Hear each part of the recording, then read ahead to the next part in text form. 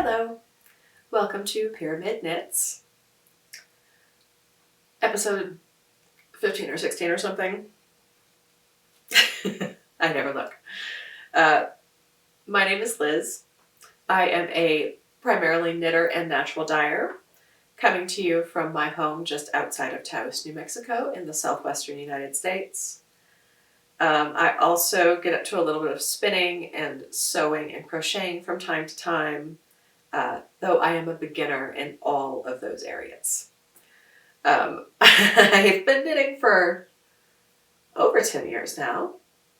12 years? Oh my, 12 years now. That's legit. Yeah.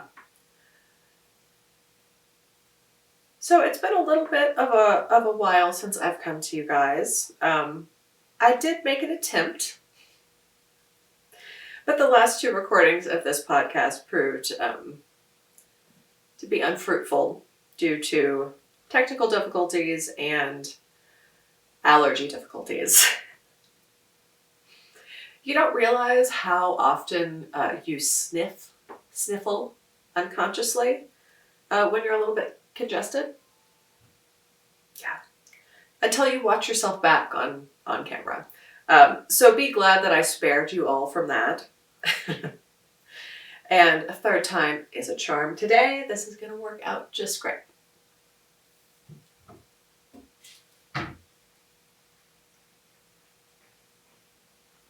So I've got a few FOs, I've got a few whips, I've got some new cast-ons, I've got an acquisition I have to get, oh my. And I've got a little sewing, and I think that's it. And also, if you guys stick around to the end, I have been a good little podcaster this month, and I remembered to record some video on a hike. Yeah, so do stick around until the end for a little excursion out into the high desert of New Mexico. I took my dogs out on a trail down in the Rio Grande Gorge the other day, and it was really beautiful. So I do hope y'all enjoy that. So let's go ahead and get to finished objects. I am wearing one, and I did show this sweater last time as a finished object as well. But I told you that I didn't like the fit and I was going to cut into it. I got a few aghast comments that I was going to cut into this and that it looked fine. And it would be fine.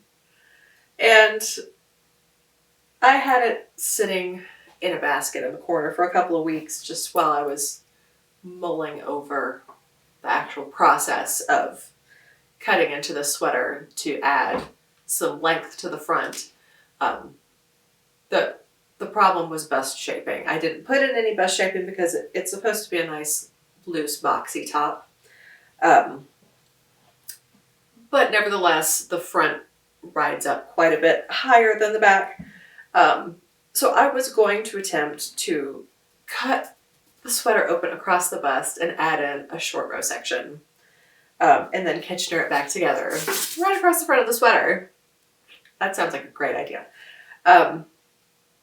Yeah, definitely. You can hide your mistakes in that. No problem. No problem. So what happened was it was just sitting there waiting for me to gain some courage. And I was taking my dogs out for a walk one morning. It was just a little bit chilly, and I just needed to throw something on. And this was just sitting out, so I threw it on and I took my dogs for a walk. And then I was like, you know what? I don't think this is actually that bad. Maybe you don't need to cut into it.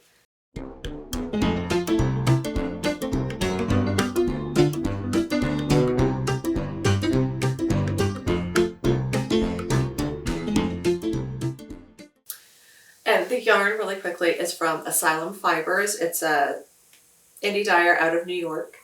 It is their merino fingering base, and it is a 100% merino. There's no nylon in it, and the colorway is Earl Grey, and I absolutely love this color. It is so perfect. It's just absolutely perfect. I did alternate skeins, and I mean, I'm just such a sucker for just this soft tonality, which is why I love a lot of indie dyed yarns and why I love naturally dyed yarns, because they do always just have this really, really subtle tonality to them that's not busy and not variegated, but it just doesn't look flat. There's depth, you know. Anyway, I'm super happy with this now. It's just the perfect sweater for this time of year. You know, it's super wash, it's fingering, it's lightweight. Yeah, so it's great for just a little breeze, a little coolness, but, you know, if the sun is out a little bit or it's a little bit on the warm side, you're not really going to overheat. And I love that I can roll up the sleeves a little bit too. I find that I keep rolling them up to 3/4 because it is a little bit warmer now.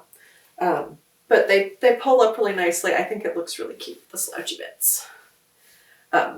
Yeah, so I am happy that I waited, gave it a second chance, and decided to not torture myself. I think that was a good call. My other FOs this week are 2 pairs of socks. Oh my God, what is happening? I normally take forever to knit socks. And I took forever to knit both of these socks. I just happened to finish them both in the same week. That's purely coincidental. Just going to finish this row here. And yes, I am knitting on more socks. I will get to these in a minute. I have a finished pair of socks.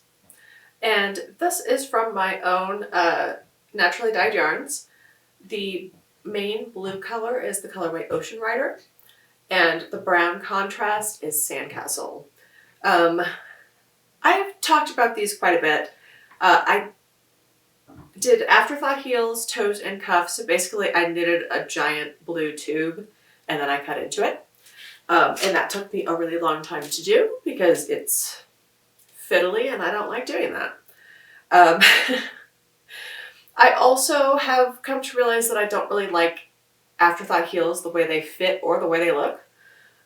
It's just a personal preference. I usually do a German short row heel, which seems to fit me well. And it looks a little bit cleaner. I feel like it doesn't have the sort of like decrease band going across the middle like that, like you get on the toe as well.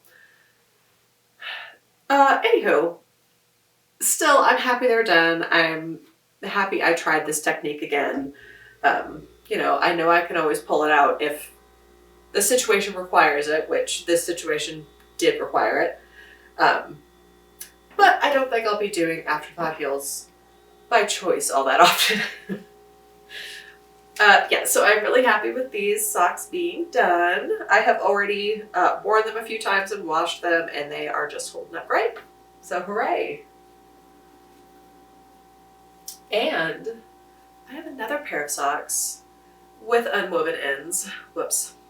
Yeah, I haven't done that part yet. But I have been working on these. These were my Zoom socks because they're just plain stockinette in the round. I used Schopel Crazy Zauberball for this. I don't recall if there's a colorway name. I think they just do numbers. But it's this cool 2-ply, it's a sport weight that does the sort of barber pole effect where each ply is a different color.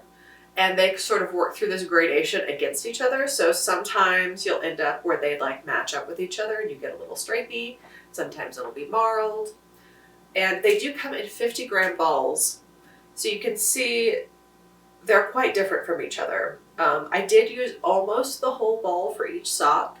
I knit them pretty long. I figured they're a little bit thicker. I'll probably wear them with boots, so I wanted to make sure they would go up high enough and be nice and comfy. For that reason, I also did a garter toe and a garter heel for a little bit of extra squish. Just did 1x1 rib at the top and Jenny's surprisingly stretchy bind off. I went up 1 needle size. I knit these on a US size 2, which I think is a 2.75 millimeter, I think. And I usually knit my socks on a size 1. So going up to sport weight, I really didn't have to change it that much. I'm sure I adjusted my stitch count as well. I don't remember what I did though. Anyway, another pair of socks done. I just need to weave in these ends, and I will wear them. I'm planning to go out on a hike tomorrow, so maybe I will wear them for that. Oh, hi, Conan. We have a visitor. Oh, the part where you have to show off your cat. Oh, hi there.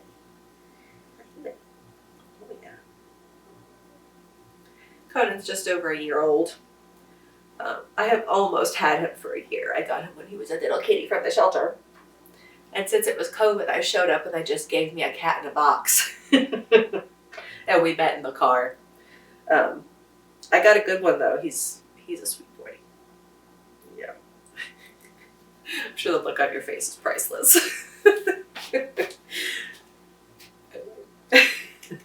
So that's all of my FOs. Is 2 pairs of socks, and I decided not to cut into my already finished sweater. Mostly this month, though, I've been working on these next 2 projects. Oops. This is the Spring Intentions wrap by Kat Weaver of the Heather and Hops podcast. And last time I had just cast this on. I was probably only an inch or maybe 2 inches into it. So I've worked on this quite a bit this month. It's a pretty big piece. And I am using my own hand spun for this. I am a beginner spinner, so it's not the best, but it is my first usable skeins of hand spun. So it's been really satisfying to work on. And it's also been done as a knit along throughout the spring for like the last 7 weeks, I think. And it was really nice. It was the most interactive knit along I've ever participated in. There were virtual knit nights and things like that. I only went to one of them, but I really did enjoy it. And yeah, there was a nice active Discord server where everybody could share pictures and chat about it. So yeah, it was a lot of fun. And it was a really nice, mindful knit. It's all just knits and purls and textured stitches, which I love. And I think is perfect for the hand spun because it is not very even. Not very even at all. Which has resulted in this kind of hurting my hands when I work on it. I went up 1 needle size from suggested in the pattern. She suggested a US size 4. I went up to a size 5 because my yarn is a bit thicker than the recommended. I really should have gone up to a 6 because it's kind of a tight gauge for a lot of it. And it starts to hurt my hands. That's fine. I can hear my dog like barking at somebody out on the street, like way out at the end of the yard. My house is set pretty far back, so it's just this faint. Oh God. I know, like the neighborhood just, my dogs bark at them so much. I'm sorry, y'all. I'm sorry. At least they don't have a very much street space on their fence line. It's kind of fenced in triangularly, and it just goes to a point right at the street, so they just get funneled into this little, like 6-foot fence line, and they just bark at everybody who walks by. So annoying. Anyway, back to the Spring Intentions wrap. Yes, I am really, really loving it. I think this is going to be my camping shawl, this shawl/blanket this summer, because it's pretty rustic. It's pretty scratchy.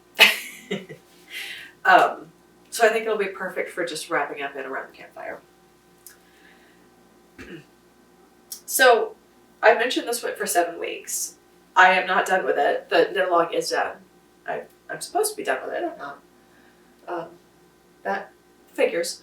So I'm about on week 5, and there's 2 more weeks, and it's already really big. And I have run out of yarn. Whoops. Yeah, so it's all hand spun. I had 8 ounces of fiber of each color. The gray is a Massam, the brown is a blue-faced Leicester, and the white is a Merino. Which I also found really fun to be able to kind of experiment with different types of sheep through this. Merino is way softer, that's for sure. Also a lot harder to spin, but I'm getting better. So anyway, I have run out of yarn. Kind of. I still have 4 ounces of white roving that I have not spun up into yarn, which, as you can see, it's pretty evenly distributed right now. So I am definitely spinning the merino, the white merino, a bit more finely than the Massam or the BFL, which makes sense because I did the merino last, so I'm getting better. And I also noticed that it doesn't hurt my hands as much because it's a more appropriate size yarn for the needle that I have. So I'm currently spinning up another skein of the merino, but all I have left of the Massam is this, which I don't think could even make 1 row. All I have left of the BFL is this, which I think might be enough for like one of these narrow stripe sections. I might be able to get that out of it, or at least close to it. So I can at least have 1 more contrasting stripe in it. What am I doing? There's so many things everywhere. But the far end of this wrap is going to end up being a lot of white. So yeah, I'll do another little section of white, get another little brown stripe, and maybe a little bit more white, or maybe I'll just call it good and finish it. But yeah, I'm just gonna keep knitting until it feels like it's done, and then I'll just stop there. So yeah, my Spring Intentions wrap has been a really lovely project and has kept my attention throughout the spring. Yeah, I really did enjoy working on this. It was one of those projects that just made me want to knit 1 more row, just 1 more row. Just 1 more row. It also confirmed my hatred of garter stitch, because those were the only sections that I did not want to knit 1 more row, was if it was garter stitch. I don't know, I just find it a little bit more fiddly. It's easier for me to do a knit stitch into a knit stitch than a knit stitch into a purl stitch, which is what you end up doing with garter stitch because you're alternating, or if you're working flat, you're just knitting. Anyway, yeah, not really a fan. Anyway, here it is. It's almost done. So I just need to finish my spin and do a little bit more knitting on this, and it'll be ready to go out by the campfire. The other whip that I'm pretty sure I told you all about last time is my Minimalist cable cardigan. I don't recall the designer's name offhand. I'll put it right here. And I am knitting this for a friend. And I am finally done with both of the fronts.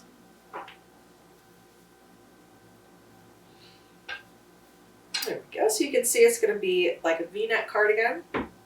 It's got this nice cable panel running up both sides, and the whole front is this double seed stitch, double moss stitch texture pattern. And then the back is done in reverse stockinette. And I have the back done now too. Very exciting. And I really like this too because it's got this super deep ribbing at the bottom. I think it's going to be super cozy. The pattern does come in 2 different versions. You can do a short cropped version, which would just kind of like come under the bust, really. It looks really cute and like vintage. Or you can do the long version. and I'm doing the long version for my friend. She is well aware of this project. No surprises here. But I did tell her I was going to finish this by December 31st, 2020. It is now May 2021. That did not happen. And normally I wouldn't feel too fussed about it. I kind of stopped working on it. The cat is trying to jump on top of the fridge. And there are baskets of stuff on top of the fridge. Sorry. Yeah, so I normally wouldn't be too fussed about it. And I kind of intentionally put it away once I realized I wasn't going to finish it by the deadline. And I was like, you know what, I probably won't get it done like before it warms up in Texas, because my friend I'm knitting this for lives in Texas. And I'm like, she's not going to need a wool sweater after, January. Well, it turns out she did need a wool sweater this year. If you're unaware, or if you're aware, the big ice storm in Texas back in, I guess it was in February? I'm not sure. Basically it knocked out power for the entire state, because they have their own electrical grid for Texas ego reasons, I'm sure. I grew up there too. So she was in her house with her 2 small children, without power or running water for days. Their house got down into the 40s. She sent me a picture of them all bundled up before they went to bed. Everybody was wearing like all of their coats, because people in Texas do not have winter coats. It's just not a thing. I didn't have anything more than a leather jacket until I went off to college, because you never needed more than that. You certainly did not need a wool sweater, but she certainly needed a wool sweater. And I failed on my deadline, and I felt really, really bad. The whole time that was going on, I was just watching the news like, oh my god. She's supposed to be wearing a wool sweater right now. Anyway, so that's a lesson in procrastination, I guess. Don't procrastinate. I'm not going to learn that lesson, though. I can guarantee you that. The yarn I used for this was Universal DK Tweed. I don't recall the colorway name. It's probably Pine or Emerald would be my guess. It's super affordable, kind of generic yarn. It is superwash, and I really like it. I've knit another sweater out of this as well, and it's really nice to work with. It is a superwash, but it doesn't feel real superwashy. It feels pretty woolly, but it's not scratchy at all. Now I have the front and the back done. And did I learn my lesson? Listen to the words that are about to come out of my mouth. I think I'm going to set this away for a while. Because it's now May, and she definitely does not need a wool sweater in Texas in May, or June, or July, or August, or September, or October. And probably not November or December either. Maybe January. So new goal is December 31st, 2021. I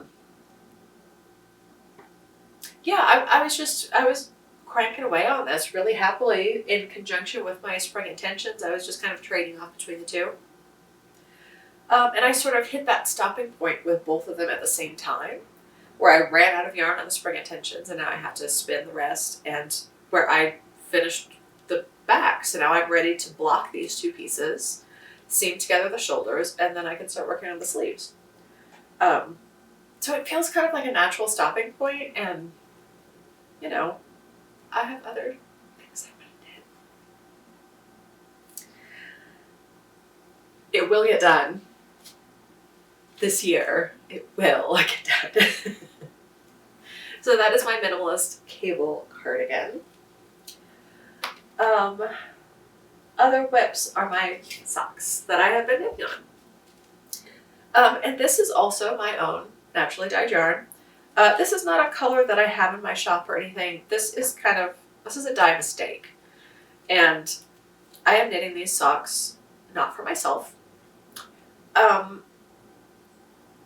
So what I did was I dyed this yarn with Coreopsis, and it just didn't work the way I intended it to. I overcrowded my jar. I was solar dyeing, and I just stuffed yarn in there, and the colors couldn't get into anything. And the skein had a weird wardenting, where it had some iron splotches on it, but it was overall in alum. So it was kind of like white and green and yellow when I took it out of the Coreopsis jar. And I was like, yeah, that's not gonna work. So I overdyed it in walnut. And it made this really nice brown, and I was so happy with it. I was so happy with this color in the skein. When I wound it up into the cake, I just thought, God, it's just beautiful. It's like such a nice brown. And it had the, yellow to green undertone with like some variation because it had that weird wardenting thing going on. And I was like, God, it's such a pretty color. And then I started knitting these socks with it, and I got to a certain point and I was like, I have seen this color before. I have a dog who's been having some digestive issues of late, and I have found this color more than once on my floor in the morning. And then I kind of couldn't unsee it. And now I'm worried about the color. What do you guys think? I took these socks with me yesterday when I met up with a friend, and I asked her the same thing. I said, what do you think of this color? And she said, oh my God, it's beautiful. And I was like, yeah, I'm just a little bit worried that it kind of looks like poop. And she was like, oh my God, I can't unsee it. So yeah. But she was like, I think I still like it. And I'm like, yeah, I think I still like it, but it is that color. But it's also really pretty. And they're socks. I don't know. The person I'm making them for, I know is really into the same, like, mustard yellows and brassy golds and things that I am into. So I was like, oh my God, this is the perfect skein of yarn to use for that. Because it was already a dye mistake. I wasn't going to put it in the shop. I was just going to use it for something, like socks. And yeah, I don't know. What do you guys think? I feel like it seems like it's the perfect color, but then it's just like, oh God, oh God, oh God. So let me know in the comments below. What do you think of when you look at this color? Yeah. So I've got a couple of like sewing whips. Oh, I have another knitting whip too. It's just gotten buried. Good Lord, I have so many things I've been working on. This is just dumb. I need to start finishing more things. That is definitely a goal for the rest of the year, is to finish more things. As I tell you how I'm putting away whips for a while to work on something else. Oh my gosh. Okay. So this is my new cast on, in addition to the socks. And I stopped in the middle of a row, of course. I am knitting a pillow cover for a pillow on my couch, and I'm using my hand spun. So this is my first try at a woolen spun. It was woolen prep, and I did a long draw woolen spin. And then I chain plied it, so it's a 3-ply. I got it from Harrisville Designs. It's their piece fleece. It comes in all of these amazing colors with this great variation of different little neps of color in there. I really had fun spinning it up and seeing all the different colors work in. So it ends up looking kind of like a gray, bluish gray background. Kind of a sagey blue-green. And then it has these little pops of like bright orange and turquoise and yellow. And yeah, it makes this really nice effect. And I believe the colorway was Desert Tundra.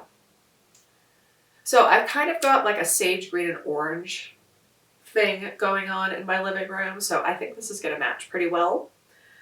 So the next home decor project I have to show you is this random quilting project that I started. Like, what is even going on? It is also going to be a cover for a couch cushion. So yeah, again, going with the sagey greens and oranges. And I had a 20 by 20 pillow, and these came in a fat quarter pack.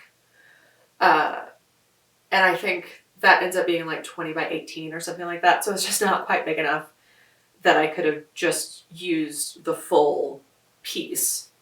And it's got all these cute little succulents and cacti on it. It's really cute. I've got another pillow on the couch too, from the same fat quarter pack that I got at my local fabric shop.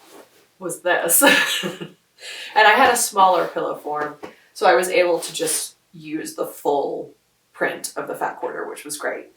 But it's just so cute with these succulents on it. So I'll have both of these and this guy all together on the couch, which I think will blend, maybe. Yeah, I don't really know what I'm doing with this. I don't know anything about quilting. I heard somebody on a podcast talk about half square triangles, and I was like, hey, that's a thing. There's a design. And then I just sewed them together. They don't match up. Not well at all. I didn't try very hard. I just started cutting, and I started sewing, and I said, it's going to be janky, but I'm just going to throw it together. And it was kind of like really empowering. To not think about it too much and not plan it all out and just go for it, because I felt the inspiration. And then I finished this far and I lost the inspiration. It's still not quite big enough for my 20 by 20 pillow. So I need to add like a 1-inch border all the way around, which I do have enough scrap in these fabrics to finish that off. And then the back side, I have some pink gingham fabric that I picked up at an antique store like years and years ago. And I think I'm going to use that to back it. And I'll just do the same thing as this one, do a little envelope closure. And hopefully at the same time, I will actually put buttons and buttonholes on this. I didn't put them on initially because I just wanted to see how it would fit. And it does gape quite a bit. So if I just put a couple of buttons on there, it'll stay a lot more secure. And I'll do the same on this one. Yeah, so those, I have one more home decor project, which I don't have physically in front of me because it's kind of attached to a lot of things. And it's going to be easier for me to just film it on the table afterwards. So I have started making my rag rag. I had started processing old t-shirts into t-shirt yarn and braiding them together. And I had a pretty decent ball of braid going last time. So I decided to go ahead and start sewing it together. And I had some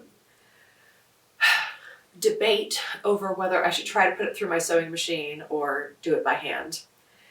And I got comments of people telling me to do it each way. That they had had people in their lives do it with a sewing machine and also by hand. So that didn't really help any. It did help. It did help. Please give me your comments. It was just like a 50-50 split. So I was watching a video about how to do it on your sewing machine, and it said to use a denim needle or a leather needle because it needs to be heavy duty. It's going through all these layers of fabric. And I have a nice little sewing machine, but it's a little sewing machine. It's entry level. It's a Bernina. It's their entry level sewing machine, which is a Burnett. So it's nice. It's like quality. It's a quality machine, but it's not heavy duty. So I decided that my best bet was to just do it by hand. And it's taken a little bit of time to get the hang of it and figure out, exactly the rate at which I need to sew around to keep it flat and not have it pucker. The first few inches I had a lot of puckerings that, I have evened out now as I'm getting a little bit further out into the rug, but I do need to go back and sew those little spots together because there's some gaps and things. But yeah, I'm getting the flow of it now, and it's moving along pretty quickly. It's a really meditative thing to work on. I'm quite enjoying it. I have run out of braid, however, so I need to braid some more rope so I can continue adding on to this rug. And the theory goes, once this gets to a reasonable size, I'm going to go ahead and just put it on the floor and add to it periodically so that it can get into use as soon as possible. I just got rid of a rug in my house, and I don't know. It's another home decor debate. If I need to replace that rug, it was in my dining area. And I feel like, the rug really pulled the room together. But without the rug, it also feels maybe a little airier in here, a little more open.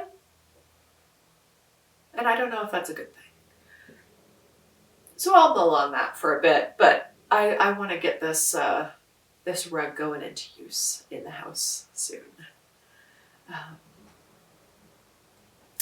So those are my home decor projects for this month.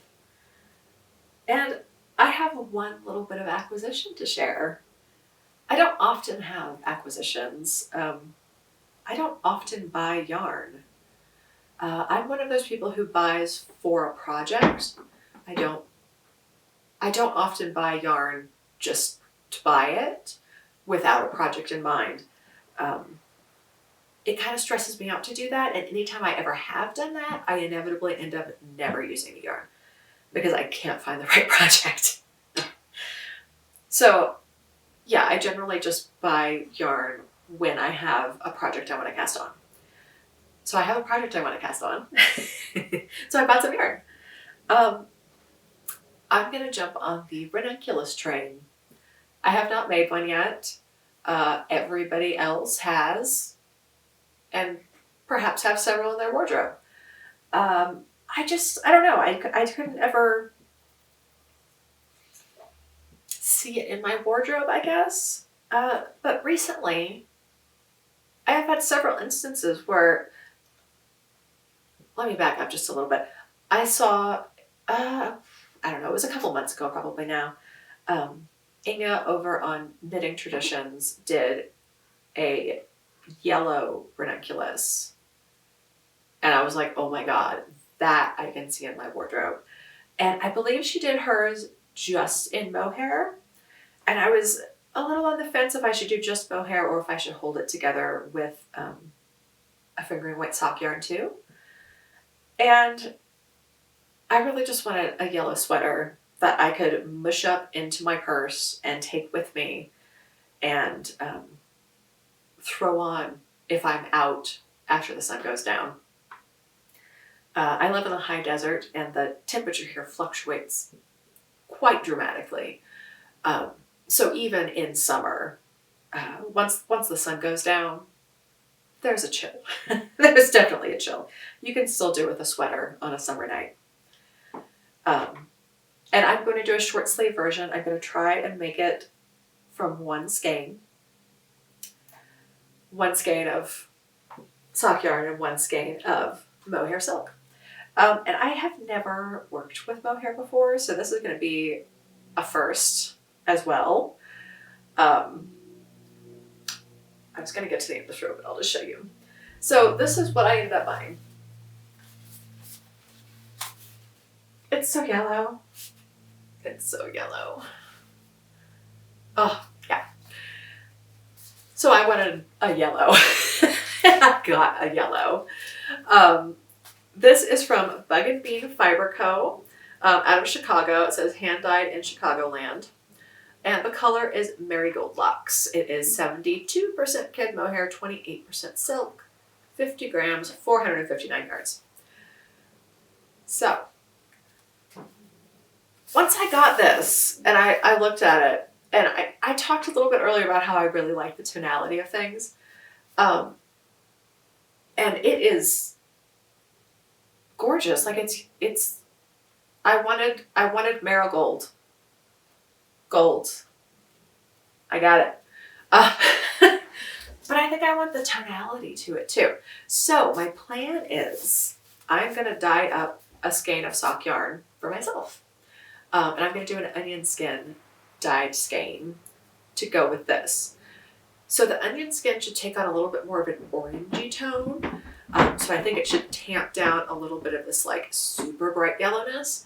And it should naturally just have a little bit of variation in tonality and color, which I think will really help just give a little bit more color depth to this yellow too. So that is the plan. I haven't dyed it up yet. It's been on my to-do list for like the last 3 weeks. Oh, that to-do list. I keep crossing things off, but it never gets shorter.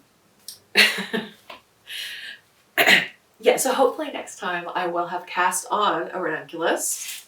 And maybe I'll even be done with it because it should only take 1 skein of yarn. It should knit up really quickly. Fingers crossed. Yeah, I feel like I've been getting outside a lot more lately. Oh, dogs. They want to come in. Yeah, and I'm going to share with you one of the hikes that we went on recently out in the Rio Grande Gorge. This is the La Vista Verde Trail. Oh, hush, Satya. Sorry. You'll see this impatient boy in just a second. This is a really beautiful trail. It's down in the gorge, and you just get these great cliff views and rock views, and I just tied a knot in my yarn for some reason, somehow. And like partway down the trail, I didn't film these, but there are petroglyphs on the trail that are just off the trail. It's really cool to be able to just walk up and see them and touch them, and yeah, it's neat. But whenever we were at the trailhead, some other hikers were just coming off the trail, and I had my 2 dogs, and they warned me. They said there's a herd of bighorn sheep down there in one of the meadows. So just beware. And both of my dogs are really big boys. Oh my goodness, I actually literally tied a knot. They're both big dogs. And when they both start pulling, I just made it worse. They are stronger than I am. So we didn't go that far down the trail on that day. So we just enjoyed the fresh air, enjoyed the sunshine, got a little walk in, and get to share some footage of it with you guys, which is great. So I hope you'll enjoy, and I will be seeing you hopefully very soon with a lot of beautiful yarn. And until then, keep knitting or crafting or doing whatever makes you happy. And I will talk with you all soon. Bye.